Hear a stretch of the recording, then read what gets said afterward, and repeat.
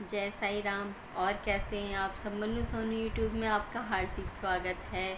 और मैं साक्षी फिर से आपके लिए कुछ नया लेकर के आज का जो हमारा विषय टॉपिक है वो है मंदिर की पूजा के ऊपर, दिए के ऊपर, उनके भोग के ऊपर।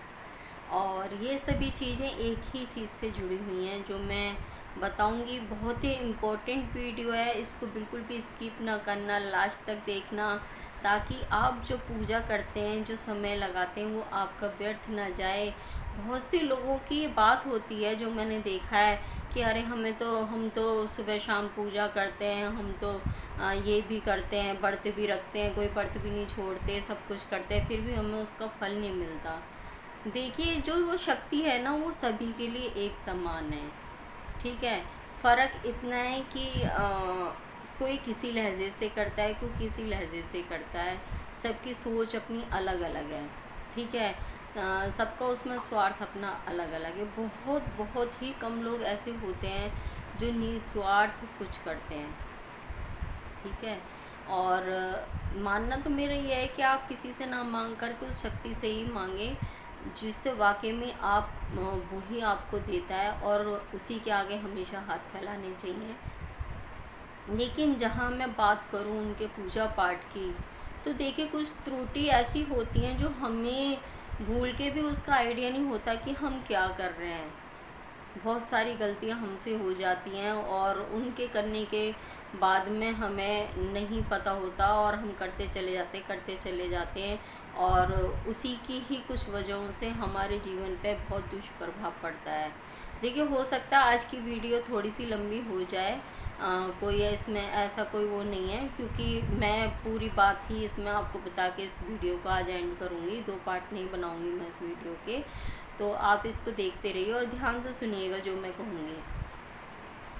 जब हम पूजा करते हैं हमारे मंदिर में, हम जिसको भी मानते हैं, कोई हनुमान जी की पूजा करता है क्योंकि उनके हनुमान जी में श्रद्धा है, कोई राम जी की करता है, उनके मतलब परिवार की करता है, कोई शिव परिवार की करता है तो खाली शिव का ही भक्त है, कोई सिर्फ गौरी की करता है तो सिर्फ कोई गणेश जी की करता है, कोई किसी की करता है। और कई लोग ऐसे भी होते हैं जो मानते तो एक ही हैं लेकिन मूर्तियाँ सभी की रख लेते हैं, है ना। ऐसा भी होता है ना, देखा होगा आपने घरों के अंदर कि बहुत सारी मूर्तियाँ उसमें रखी होती है ना। कोई नहीं। जहाँ बात करें हम मंदिर की सफाई की, देखिए, दीपक जलाना, अगरबत्ती जलाना, धूप करना एक अलग चीज़ है, लेकिन उससे भी ज़्यादा मायने होते उनकी मंदिर की सफाई के।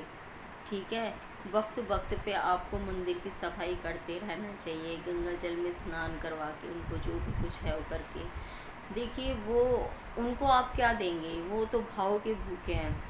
लेकिन अगर आपने अपने घर में उनको स्थान दिया है बाकायदा, उनको लेकर के आए हो आप अपनी श्रद्धा से, ठीक है, तो आप उसी तरीके से उनको रखिए, सफाई करते रहिए टाइम टू टाइम मंदिर की।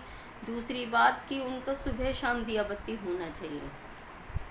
सबसे अब इम्पॉर्टेंट बात मैं आपको बताती हूँ कि ज़्यादातर जो हमारे साथ दिक्कतें होती हैं पूजा करने के बाद में भी, वो क्यों होती हैं। उससे पहले एक सवाल पूछना चाहूँगी आपसे।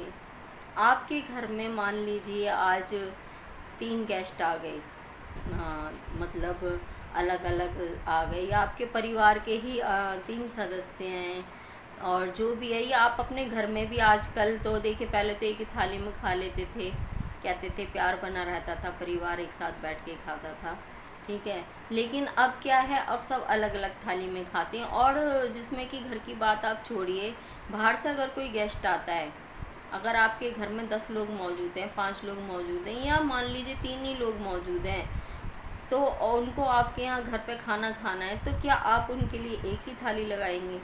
क्या आपके घर में गेस्ट आता है तो आप एक ही गिलास में तीनों को पानी पिला देंगे? होता है ऐसा? नहीं होता, नहीं होता ना।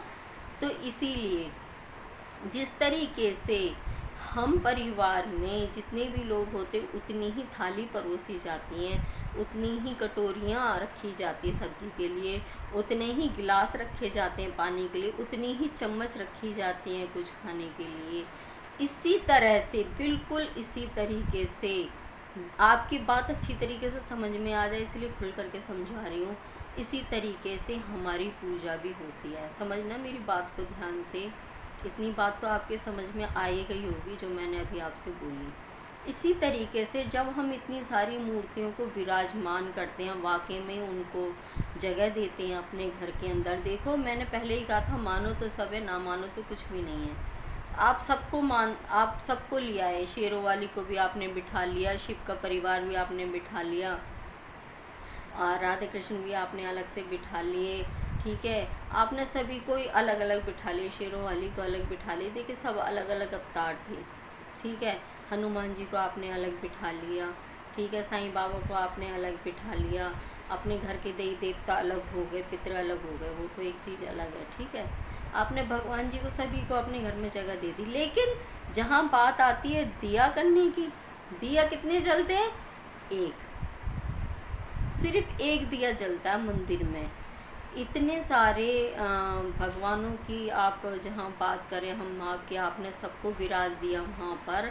आपके यहाँ गेस्ट आए तो आपने थाली अलग अलग लगा लिया ना, लेकिन वो सृष्टि जिस ताकत को आप मानते हैं, जिनको आप भगवान बोलते हैं, जहाँ उनकी बात आई वहाँ आपने एक ही चिरागी में सबके आगे हाथ जोड़ दिए। क्यों?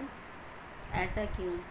देखिए मैं इस चीज़ को नहीं कह रही कि आपकी अगर बस में नहीं है तो आप कहाँ से करेंगे। मैं भी यही समझा रही हूँ कि आपके अगर बस में है तो ही आप सबको रखिए, नहीं तो सिर्फ़ और सिर्फ आप एक ही जिनको मानते हैं सिर्फ उनको रखिए।